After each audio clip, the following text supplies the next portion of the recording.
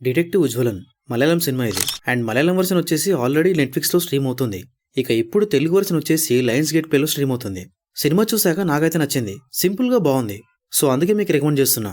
Basic story ఏంటంటే, ఒక చిన్న విలేజ్లో ఉజ్వల్ లోకల్ డిటెక్టివ్ చిన్న చిన్న కేసులను ఊర్లో సాల్వ్ చేస్తూ ఉంటాడు. కట్ చేస్తే ఊర్లో ఒక మాస్క్ మ్యాన్ కొందరిని దారుణంగా చంపేస్తుంటాడు.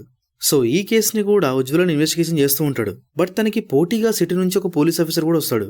మరి ఈ కేసుని ఇద్దరిలో ఎవరు సాల్వ్ చేశారనే సినిమాలో చూడాలి. ఇందాక చెప్పినట్టు పర్లేదు, బాగుంది సినిమా. ఒక్కసారి అయితే హ్యాపీగా చూడొచ్చు. ఇన్వెస్టిగేషన్ కి చిన్న హ్యూమర్ యాడ్ చేసి చాలా ఎంగేజింగ్ గా తీశారు.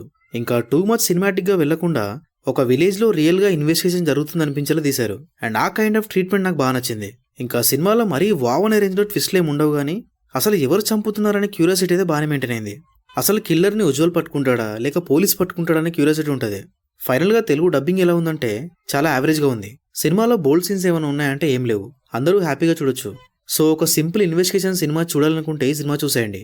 సినిమా లయన్స్ గేట్ ప్లేలో ఉంది. Thank you for watching this video.